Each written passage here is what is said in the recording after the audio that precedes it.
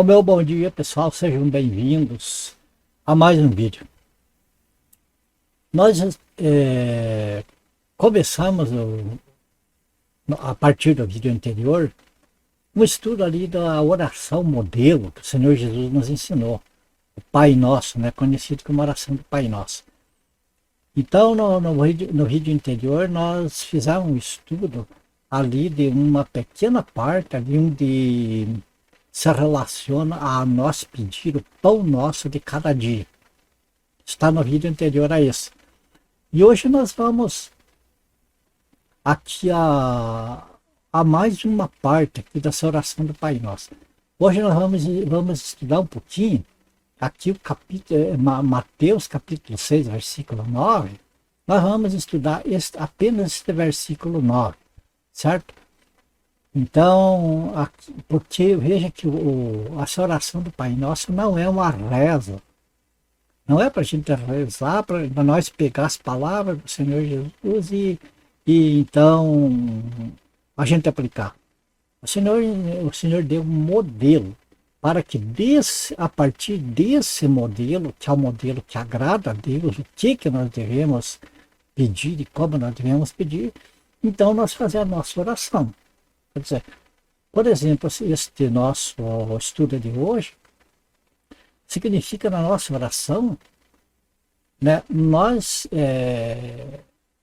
falar a respeito do nosso Pai que está no céu. Veja bem, nós temos que fazer uma diferença aí. E sobre a santificação do nome de Deus. Quer dizer, quando nós for orar esta oração, não basta ser Pai Nosso que está no céu, santificado seja o teu nome, blá, blá, blá, blá, blá.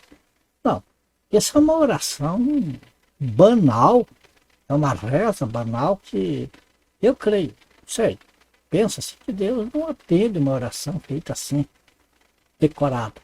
Mas que o Senhor se agrada em que nós nos detenhamos em cada parte ali, e nós possamos meditar, buscar entendimento através do que é que agrada o Senhor ali. Então nós tirar do nosso coração, pelo Espírito de Deus, nós temos esse cuidado de pedir que o Espírito de Deus nos dê as palavras. Sabe por quê? Porque o Espírito Santo hoje é o que nos ensina, o que nos conduz nas coisas de Deus, nas coisas do Senhor Jesus. Então, quando a Bíblia fala assim, para orar no Espírito, tem um pessoal que confunde aí, que falar em língua estranha, blá, blá, blá, blá, blá, blá, blá. Eu não vejo assim.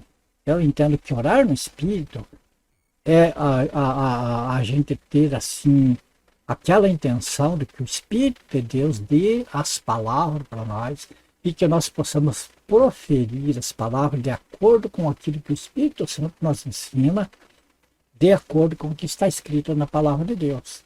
Compreende? Então vamos ver, por isso que o vídeo demora um pouco, mas que a gente quer explicar, bem explicado, para não ficar dúvida. Então vamos lá. Vamos ver esse versículo, a primeira parte, que nós vemos que Pai Nosso que estás no céu, santificado seja o teu nome. Aqui nós podemos ver, como você vê na telinha aí do lado, aí, abaixo da Bíblia, né? Você vê que eu copiei alguns versículos aqui que servem como contexto disso que nós vamos estudar. Que está no livro de Mateus, no capítulo 6, e o versículo 9, né? Que nós vimos lá. Então, agora nós vamos ver aqui em 1 Timóteo, capítulo 6, e o versículo 16, e Isaías 66, verso 1, nós vamos ver aqui alguma coisa que entrelaça com Mateus 6, 9 que nós vimos.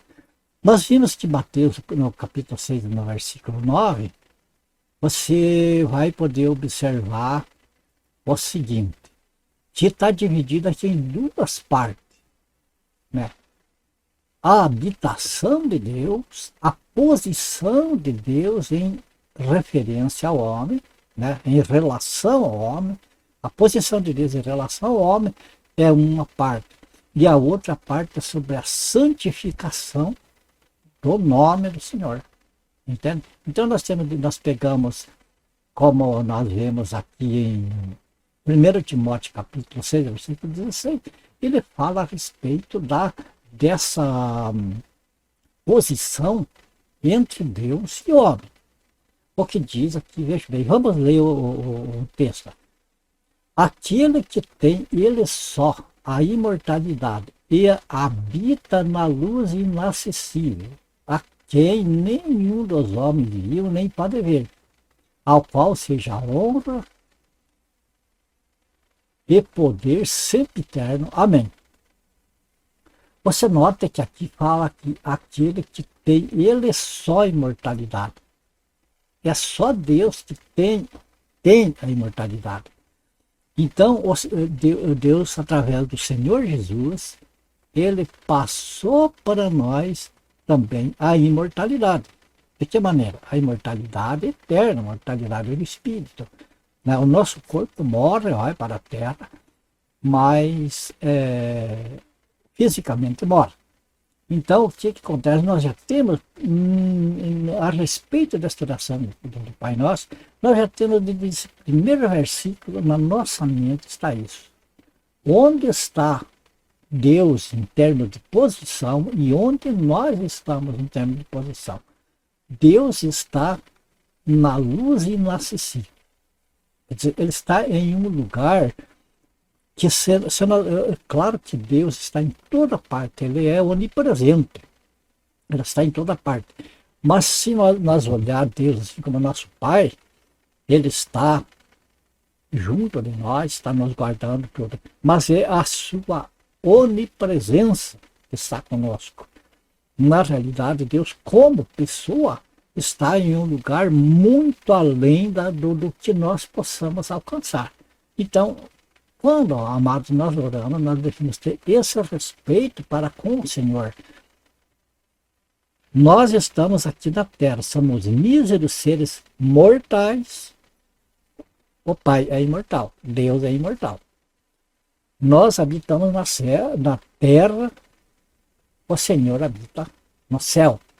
Então temos de considerar essa diferença, porque para nós nos colocar no nosso lugar de humildade diante de Deus. Claro que nós oramos ao Senhor como um filho conversa com o Pai, mas sempre respeitando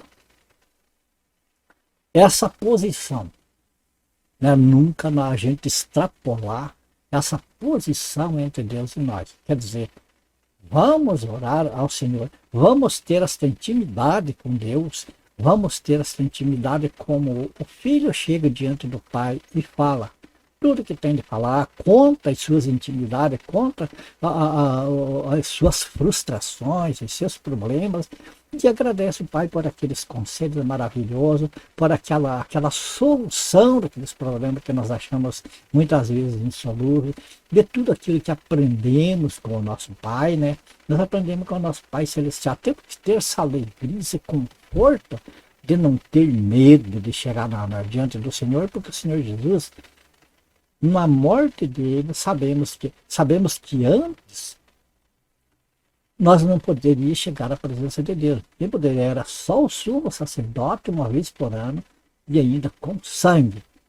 E nós sabemos que o Senhor Jesus, na sua morte, então o véu que fazia a separação entre Deus e o homem se rasgou de alto a baixo ao mesmo tempo, e esta passagem de nós para Deus ficou aberta. Agora está ali no sangue do Senhor, né? Na carne do Senhor, foi aberto esta passagem para nós chegar à presença de Deus sem medo, sem temor, porque nós chegamos assim como o sumo sacerdote no Antigo Testamento, ele chegava com sangue ali de animais. Nós chegamos na presença com um sangue muito mais nobre do que de animais, com o sangue do Senhor Jesus, como o sumo sacerdote fazia. Nós fazemos hoje, podemos interceder a Deus diretamente em nome do Senhor Jesus. Olha que coisa maravilhosa, que intimidade que nós podemos ter com o nosso Deus. Ele nos dá essa oportunidade, mas já nesta oração o Senhor Jesus, ele nos ensina que no nosso coração, nossa mente, sem temor, mas com respeito, com reverência ao Senhor. Certo?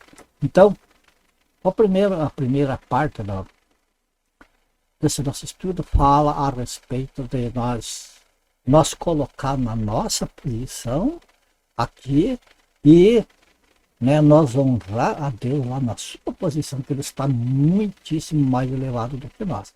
Então não podemos banalizar a oração diante do Senhor. E nós vimos aqui no livro de Isaías, capítulo 66, no versículo 1, veja, assim diz o Senhor, o céu é o meu trono, e a terra o estrado dos meus pés. Que casa me edificareis vós? E qual é o lugar do meu repouso? Deus, como Deus, ele não há casa, não há templo, não há nada que possa comportar ele. Então, os filhos de Deus, os salvos, eles formam o templo onde Deus habita em espírito. Deus em espírito, ele está lá no menor lugar que se pode imaginar, como preenche todo o planeta, o universo, tudo. Então aqui nós vemos, vem a nossa lembrança também na oração, esses dois itens, né? Que Deus está muito acima de nós, que a terra aqui é como o estrado dos seus pés. Então é para que nós entendamos, amados, o que nós somos, onde nós vivemos e a nossa posição em relação à posição ao Senhor. E a parte B do versículo, veja que aqui na parte A, né, Pai nosso que está no céu, fala a primeira parte, a parte A desse versículo fala do que nós estudamos agora, né? A nossa posição em relação à posição que Deus está, esse respeito. E o versículo seguinte, agora que nós vamos ver, é a respeito da santificação do nome do Senhor. Você nota aqui, a parte B de Mateus, nós vemos o contexto ali em Deuteronômio, capítulo 5, versículo 11. Lembra que essa parte B fala da santificação do nome, do nome de Deus. Então, o que é que a Bíblia diz? Deuteronômio 5:11 diz assim, não tomarás o nome do Senhor teu Deus em vão, porque o Senhor não terá por inocente o que tomar o seu nome em vão. Muito importante esta passagem. Essa passagem que está ali nos 10 mandamentos, no decálogo, que é um dos mandamentos que Deus deixou, não tomar o seu nome em vão. Então, veja bem que quando nós vemos a respeito do Senhor Jesus, nós vemos que Ele é Deus com o Pai, Ele é um com o Pai. Ele é Deus, tem a mesma natureza divina. Então, o nome, ainda que haja muita divergência a respeito do nome hebraico do Senhor Jesus, porque o nome Jesus é uma tradução de Jesus, que é o nome grego do Senhor.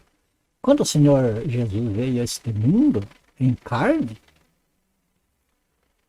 a época ali tinha o judaísmo todo ali, né, todo o império israelita ali estava em poder dos romanos. E assim, a cultura da época ali, a cultura grega era a mais usada. Então o grego tomou conta de tudo ali.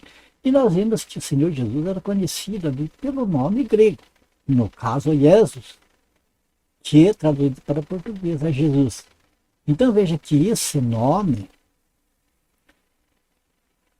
quem usa esse nome assim, à toa, está profanando o nome do Senhor.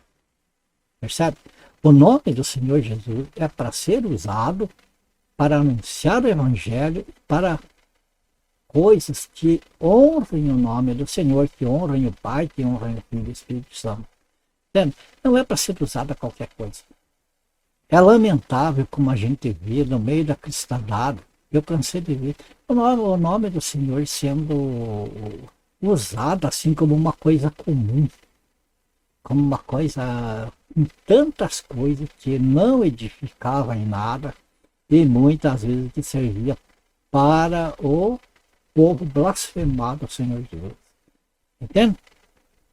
Então, devemos ter cuidado hoje quando usamos o nome do Senhor Jesus, se este uso do nome do Senhor Jesus está sendo para a glória de Deus, está sendo para a glória do Pai, está sendo para a glória do Filho. Se for para usar em banalidade, o que acontece? O Senhor não terá por inocente que tomar o seu nome em vão. Entende como hoje banalizam o nome do Senhor? A gente vê o nome do Senhor pregado em carros, em camiseta, em tantas coisas. E que aquele nome está entrando em lugares diversos e presenciando coisas abomináveis e tudo isso.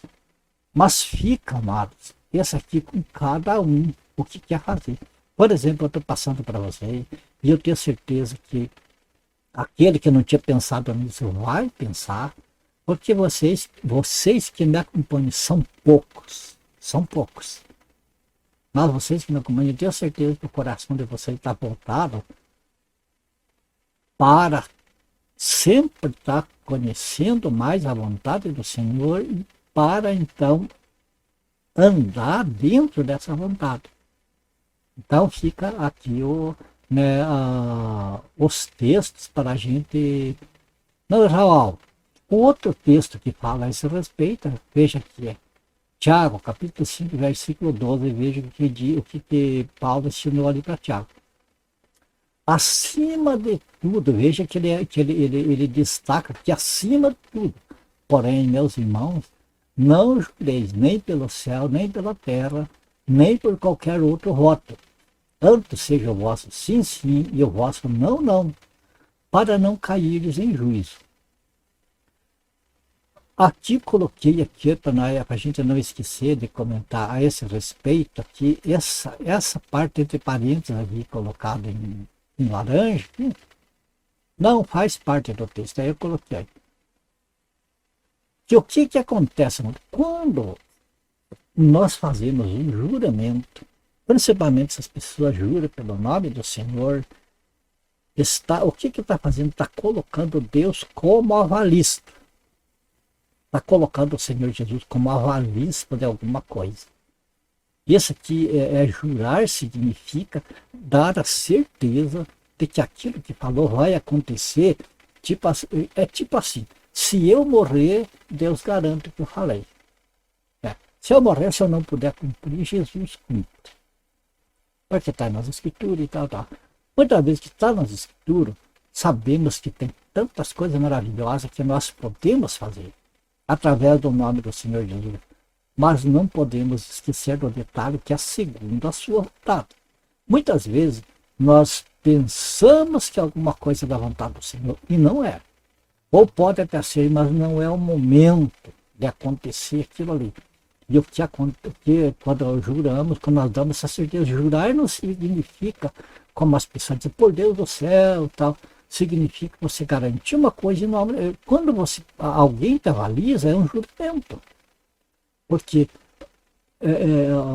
o jurar é se comprometer.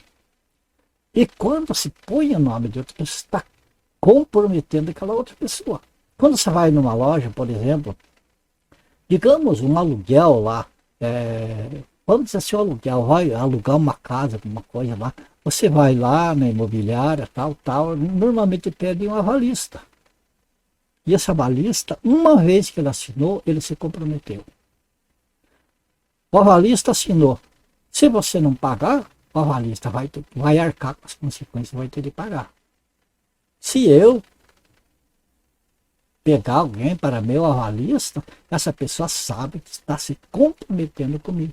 Assim, amados, é a mesma coisa. Ainda que Deus não nos autorize, por exemplo, eu faço um juramento, eu garanto, olha, você vai ser curado. E falo lá em nome de Jesus, naquela banalidade. Às vezes aquela pessoa, ela está tendo uma doença, um problema. Por quê? Porque está sendo disciplinada pelo Senhor,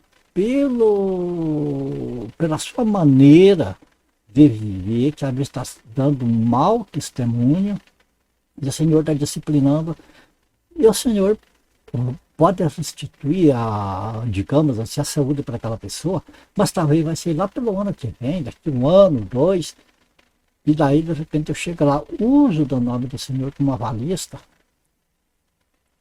que você vai levantar dessa cama, tal, tal, tal. Muitos dão até prazo essas coisas. Então, essas coisas é um juramento que está a pessoa podendo entrar nessa parte, senão não tem por inocente aquele que usa em vão o nome dele. Compreende? Então, aqui, o tempo não nos permite falar tudo, mas a gente, aqui nesse espaço que nós usamos aqui, já dá para compreender essa parte da oração do Pai Nosso. Mano. O que significa, o que nós devemos ter em mente. Quando nós vamos orar, nós podemos fazer uma oração de 1 hora desse pequeno texto do versículo 9, ali que nós vimos ali. Nós podemos fazer uma oração de 1 hora, meditando o que significa, que é aquilo que nós estamos falando. Essa oração do Pai Nosso é um compromisso que se faz.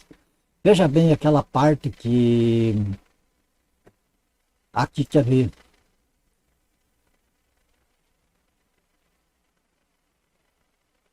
Esta parte aqui, Mateus capítulo 6, versículo 12, que você está vendo aí na tela. Perdoa-nos as nossas dívidas, assim como nós temos perdoado os nossos devedores. Veja que aqui, nesta oração, nós colocamos uma condição para que Deus nos perdoe. Senhor, me perdoa, como eu tenho perdoado. Então, se eu não perdoo os outros, eu estou dizendo, Senhor, não me perdoe. Entende? Uma vez que aqueles que têm a certeza da salvação não devem fazer esta oração, perdoa as minhas dívidas, por exemplo. Sabe por quê? Porque quando eu digo assim, meu Deus, perdoa as minhas dívidas, eu estou dizendo que o sacrifício de Jesus não foi suficiente e que eu estou ainda devedor para com Deus. Entende? Então, hoje, o salvo, o cristão, essa pessoa da igreja do Senhor Jesus, tem que saber que já está perdoado. Comete pecado, vai pagar o preço, vai colher o que semeou. Mas semeou na carne, vai colher na carne. Não vai perder a salvação. É isso que eu digo. De repente, a pessoa fica semeando maldade na carne aí cai. Não digo que todas as enfermidades é isso. Tem uma variedade de coisas que podem causar enfermidade. Jó, por exemplo, era temente a Deus e era uma pessoa excelente. Caiu naquela condição, né? Mas eu digo num caso específico, assim, de repente a pessoa chega lá, expulsa um demônio e tal, ali, em nome do Senhor Jesus, usando o nome dele, apenhorando que o Senhor Jesus ali tem poder e vai, expulsa o demônio e tudo ali.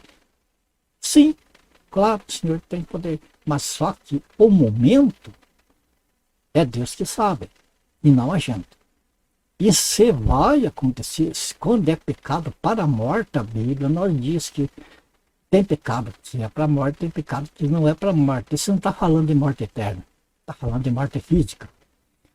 E o mesmo texto diz que quando alguém pecar para a morte, até está escrito, não digo que ore por isso. Se alguém pecou para a morte, não é nem para orar por ele. Daí a pessoa chega ali, expulsa o mal e garante a cura para aquela pessoa. Daqui a pouco a pessoa morre. Porque o Senhor decretou a morte, tirou aquela pessoa ali daquela situação, porque às vezes já não estava mais servindo como testemunho do Senhor aqui na terra, estava servindo como um tropeço para o Evangelho, para a salvação de outras pessoas. E daí a pessoa usa ali, sem saber, o nome do Senhor em vão. Então, o que acontece? Quando a pessoa ora esta parte para o salvo, né? Perdoa as nossas dívidas, já não é uma oração que seja necessária para o cristão.